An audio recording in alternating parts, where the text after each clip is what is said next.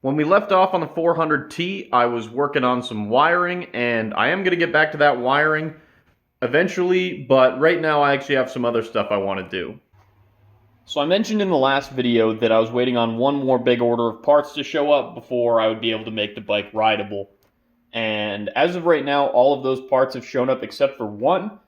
The first thing I've got here is a set of new grips. The previous owner cut the old grips off of the razor blade, which is not a big deal. I think these were maybe 10, 15 bucks.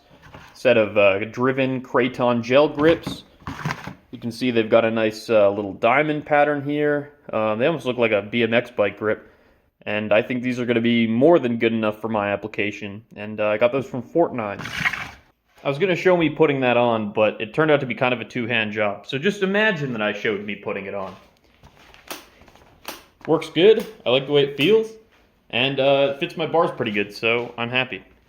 Also from Fortnite, I got this new horn. This is just a generic 12-volt motorcycle horn. I'm actually surprised at how small it is. It's quite a bit smaller than the old horn. You can see if I overlay the old horn over the box. But, yeah, hopefully that works, and then I can solve my horn problems. Alright, we'll worry about wiring later. I also got a new rear brake light lens. I actually thought when I was buying this, I thought I was buying like a used part from a salvage. Oops. Now I actually thought I was buying like a used one from a salvage bike, but it looks to be brand new reproduction, which is cool. It's in very good shape. Obviously, I have none of the screws for this.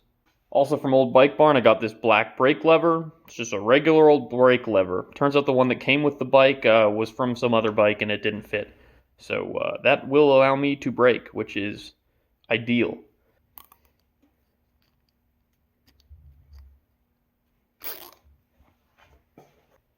And then the last thing I got from Old Bike Barn is this bolt for the clutch lever. Looking at this bolt now, I'm almost certain I could have found something like this at a hardware store, or even in just my old bolt bin, but I think it was $2, so whatever. I was already buying stuff from them anyways. What's one more bolt?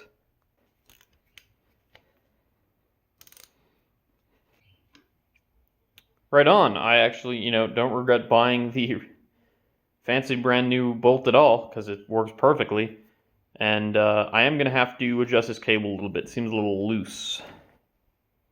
I adjusted the cable, got all the slack out of it. It works great. The pull is just a bit heavy. I might have to lubricate it, but that's a working clutch. Then the last part of my haul today is this new headlight bucket. Huge thanks to a guy named Glenn who runs a channel called Metalman329. He reached out to me and asked if I wanted this, and then he shipped it to me completely free. He didn't even ask me to pay shipping, which is an absolute legend move. I really appreciate that. Go check his channel out. I'll leave a link in the description. I was actually watching his videos before he ever even reached out to me, because he also did a restoration on one of these bikes, and I was using it to learn a bunch of information because I didn't know anything about these bikes. And I don't think it's inaccurate for me to say he is literally the biggest player in the YouTube Honda CB400T restoration community, which the disclaimer there is I think there's only about 7 of us, but he's the real deal, and thanks again, man. I'm going to hold off on installing this until the wiring is done, otherwise it's just going to be getting in my way. Now that leads me to the one part I have not received yet, and it's just this bolt here that mounts the brake lever. It's kind of an obscure bolt. I wasn't able to find something in my bolt bin or even at a hardware store. It needs to have a fat cylindrical part with a very narrow threaded part on the end. And I was able to find one. I ordered it from eBay, but it is coming from Malaysia, so it's not supposed to be here for another little while. That is the last, very necessary part that I'm missing entirely. So hopefully that shows up soon, because that is basically once I get the wiring done and I get the engine running, that is going to be the only thing preventing me from riding this bike. But I'm assuming it's going to take me a while to get the wiring done and the engine running anyways, so it'll probably be here by the time I'm ready for it. Alright, so I finished cleaning the tank. The results were honestly very underwhelming. There's still a ton of rust in there, but I did also get a lot out, so I guess we'll see how that goes. I don't really want to spend more time cleaning the tank right now because I have more important things to worry about. I thought at this point we'd be able to turn the fuel on and see if the bike starts, but as soon as I turned the fuel on, my carbs started leaking like crazy. So I'm going to have to pull those out and see what the deal is with that, which is kind of annoying. I have to pull the tank and the seat back off, but whatever, it's not a big deal. While I have the carbs out, I'll probably also give them a clean, because honestly I was probably going to have to do that anyways. And then, yeah, hopefully then we'll be able to start the bike and see it run.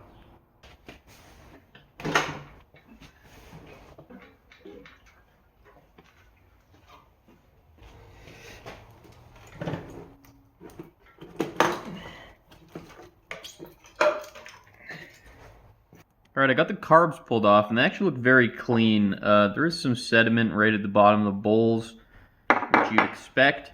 I've not yet figured out why they're leaking so much, though. I thought maybe initially it was that I had a stuck float, but both floats seem to be working good. So, interesting. I will have to do more investigation here. Alright, so I pulled apart the carbs and looked at them, and I think I've more or less found the culprit. One of the needle valves is definitely bad. The other one I'm thinking might be bad, which would definitely explain why the bowls would be flooding. So I decided I'm just going to rebuild the entire carb. A carb rebuild kit really isn't that expensive for these carbs. So I ordered that. That should be here in a couple days.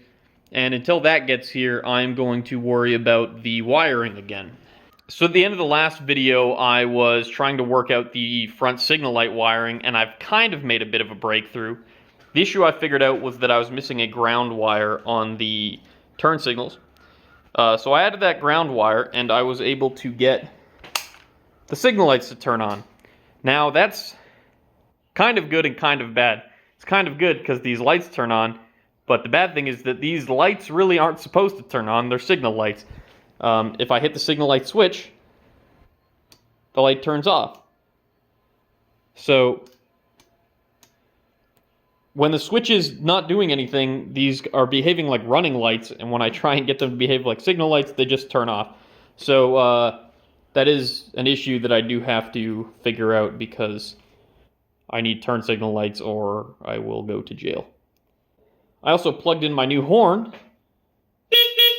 and now I have horn, and it's adorable, so that's awesome. So right now I'm going to dig a bit more into the turn signal wiring. The rear signal lights don't come on, and they also don't flash when I ask them to.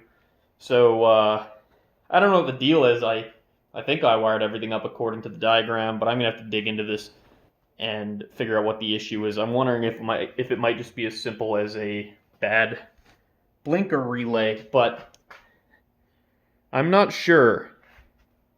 Okay, I did a bit of poking around, a bit of research, and I determined a couple things. For starters, when my signal lights come on with the key, that's totally normal. I asked around on Reddit, and somebody told me that that's supposed to happen. That's my running lights, no big deal. I also identified the flasher relay as the fault. I was able to completely disconnect the flasher relay, and I noticed no change in behavior. The light still goes out when I turn the switch to the left, and then when I jump these two wires together, I was able to get the lights to come on. So that pretty much tells me that the relay in between these two wires wasn't doing anything. So I went to Napa, and I got a replacement here, and I'm going to throw that in, and hopefully it works. Alright, check this out. I got the new relay in, and I hit the left turn signal, and I got one signal light, I got two signal lights, and I got the dashboard indicator. And I can flip it to the right, and I get that one signal light, but I don't get the back one because it's not wired in. But yeah, that's great. Now all I need to do is wire that turn signal, and then I can permanently mount my turn signals, and that is one more thing done, which is good, because I was a little worried about the turn signal wiring. It's a little bit complex for my blood. I'm really not a wiring guy. So I'm happy I was able to get that figured out. So I mentioned a little while ago that the last thing I was waiting on was my brake lever pivot bolt. And I finally received that, and it doesn't fit, because this is not a brake lever pivot bolt. This is a clutch lever pivot bolt. and they're different on this bike. And this was advertised as a brake lever pivot bolt, but it's not what it is. So the brake lever bolt on this bike is a little weird. It's basically a like 10 mil thick cylinder that then turns into this very tiny thread down here. And I cannot find this bolt anywhere. I can't find, you know, a substitute for it. I can't find an OEM replacement. I can't find an aftermarket replacement. So what I'm going to do is, instead of having this step down from like 10 mil down to like 4 mil or whatever that is, I'm just going to drill that out so I can put a 10 mil bolt through here. Alright, that was ridiculously easy. I wish I had done that from the beginning instead of hunting around for weird esoteric OEM screws. So I just drilled out the bottom here, put an M10 bolt through, nylock nut on the end, and fits nice and snug. Very little play in the brake. And yeah, now I've got front brakes. And that is basically the last thing I needed for the handlebar controls. When I picked up this bike, that was the most unserviceable part of the bike, was all these handlebar controls. And now everything is in good working order. I'm so confident that I'm not going to have to take these controls apart again that I'm prepared to put the cherry on top of the sundae and install my mirrors. Alright, that's the mirrors on. Now I can see who's driving behind me, which I assume is going to be Ferraris, Lamborghinis, leader bikes, and fighter jets. So the next thing I'd like to do is install the headlight and the tail light. Unfortunately, both of those are going to require a little bit of extra attention. The headlight bucket currently does not fit because some previous owner has shortened these arms that mount the headlight bucket. So now the bucket sits too far back and it doesn't have clearance with these cables. So I'm going to need to cut these and re-extend them about an inch, and then I'll be able to mount the headlight bucket. And for my brake light, I don't actually have the piece that mounts the brake light to the rear fender. There's supposed to be some sort of piece there. I don't have it. So I'm just going to fabricate up a simple mount just so I don't have to wait to track that piece down.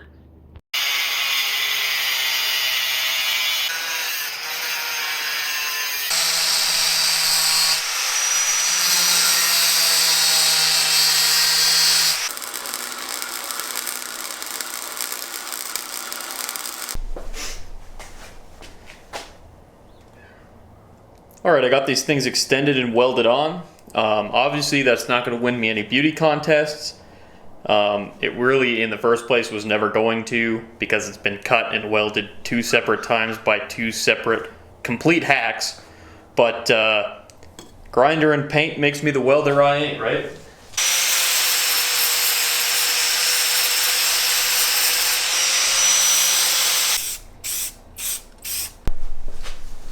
Yeah, so let's be real here. It still doesn't look amazing, but let's all remember here that this is really more of a rescue than it is a restoration. What's most important to me is that it's functional, which it is. If this ever becomes an actual restoration, I will probably just replace this entire piece. But for now, this will hold my headlight bucket. That means I can put my headlight in, I can tuck all this wiring away, I can put my signal lights in, and that's one of the biggest electrical things that remains, is actually getting this whole front headlight assembly completed. Okay, so I got the headlight bucket mounted. I got a bunch of this messy wiring from the front crammed in there, and everything's hooked back up. Now all I have to do is mash the headlight in the front here, and we should be good to go. Alright, I got the high beam in, and that is like... Alright, I got the high beam in, and with the exception of tidying up some of these wires, that is like the whole front end light situation taken care of. You can see I've got my signal lights. I do have my headlight, but this is a dual filament bulb where the low beam filament's actually burned out, so I only have high beam right now, so I'll have to change out that bulb. And also, all the dash lights work. High beam, low beam, turn signal, neutral, and that oil light, which again, I'm pretty sure turns off when you start the bike. And also it's hard to see, but I also have gauge lighting. So the last big electrical thing I have to do now is the taillight. So I first need to create a bracket that can mount the whole taillight assembly to the rear fender, and then I just need to wire it up. Overall, pretty cut and dry.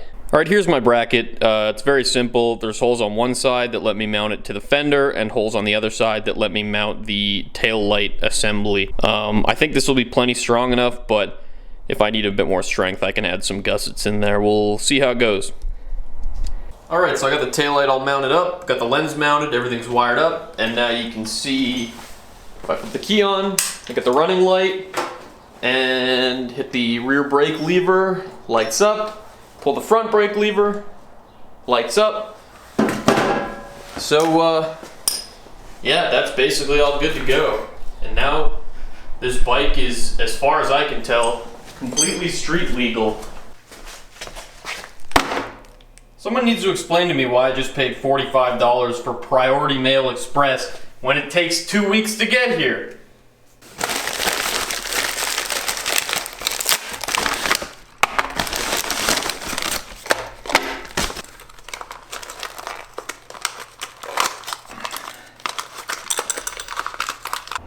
Alright, so this is my carb rebuild kit. It came with new floats, new diaphragms and springs, and then gaskets, jets, needle valves, and O-rings. All I really needed, I think, was just the needle valves and the floats, but, I mean, you're cracking the carburetors open anyways. Why not just rebuild the whole thing? I doubt I could even buy those parts individually. So I'm gonna rebuild the carbs here, and hopefully, I should be able to get the bike started tonight, assuming they don't give me too much trouble. One eternity later. Alright, that is the carbs all back together. The floats actually came adjusted perfectly out of the box. Spec is 15 millimeters. They were dead on at 15 millimeters, which is good. I've got the carb set up just the way it was when I pulled it off the bike. I turned the idle screws out the same amount. I didn't even touch the throttle adjuster, and yeah, I'm gonna throw this back on the bike, turn on the fuel, and if it doesn't leak everywhere, then I'm gonna try and start the bike up and see what she can do. Alright, so I got the carb all bolted in here. I'm going to hook it up to the fuel and turn the fuel on, and I'm going to hope that it does not leak everywhere. Stupidly, I bolted the thing pretty much completely in before I actually thought to check if it still leaks. So if that leaks, I have to pull it all the way out, which is going to be a pretty big pain in the ass. But here goes nothing.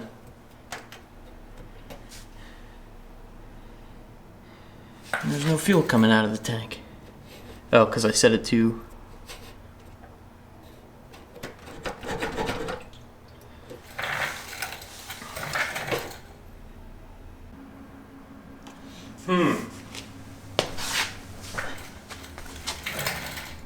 Let me try something here.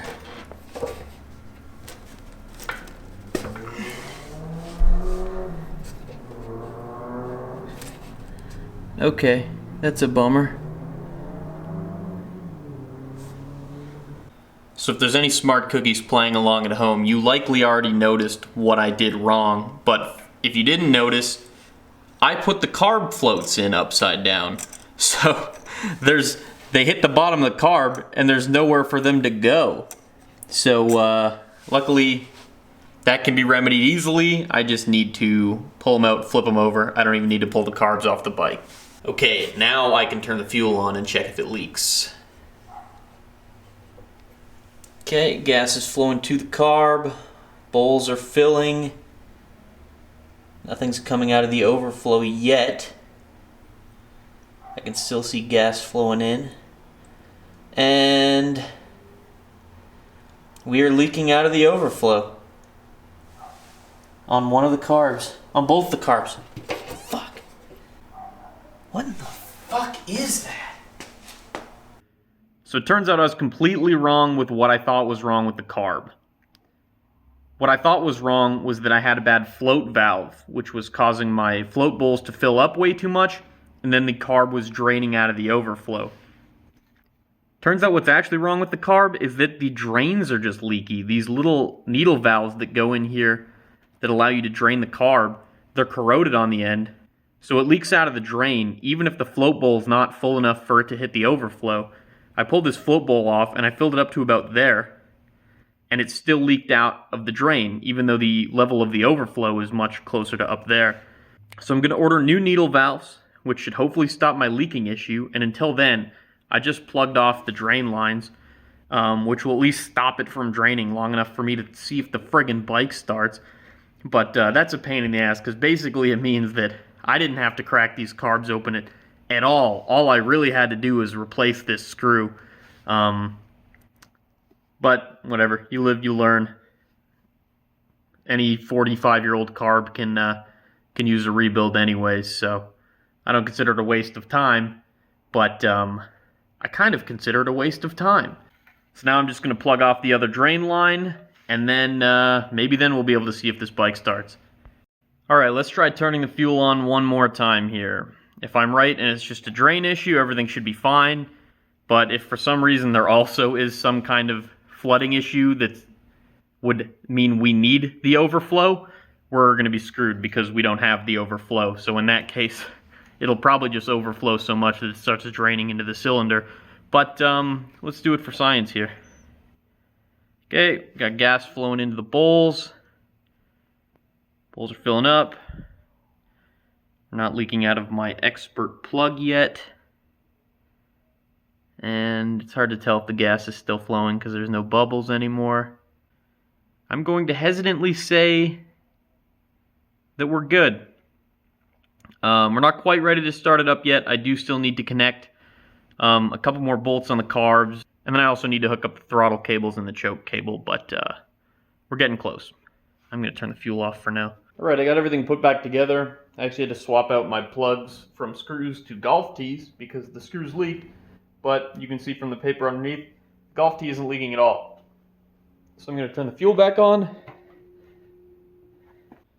Okay, so I got those cables attached, I got the carb all attached, got the tank back on and hooked back up. You can see I actually had to swap out my plugs for golf tees because the screws leaked, but the golf tees don't leak.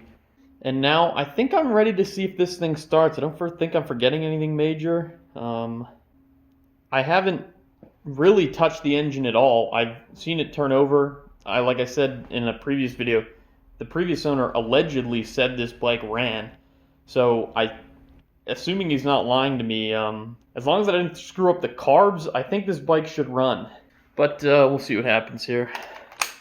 Ignition on. Some choke.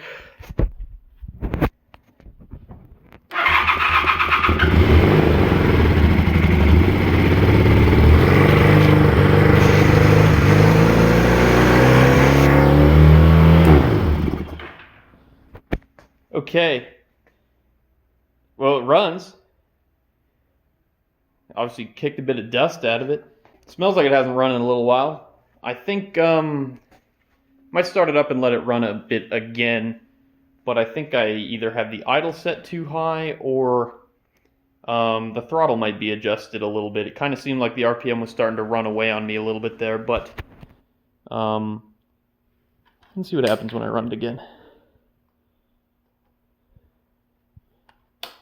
Probably got to put the key to the right position first.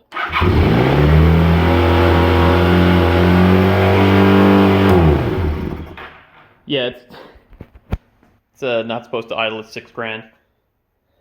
And whoo! There is a lot of crap burning off this bike right now.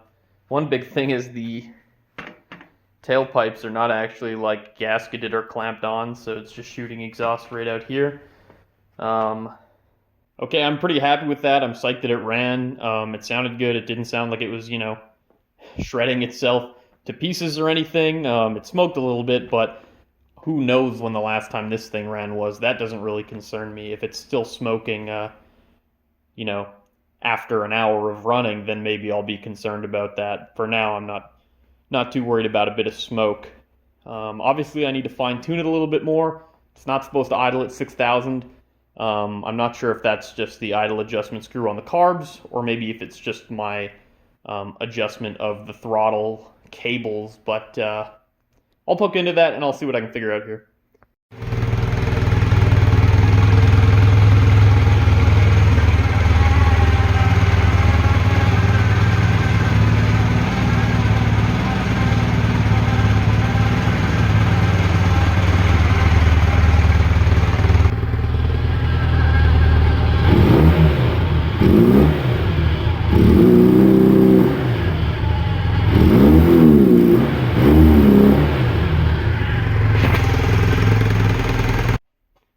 Alright, so as you just saw, I managed to dial in the idle into about the 1200 range, which is what the manual suggests.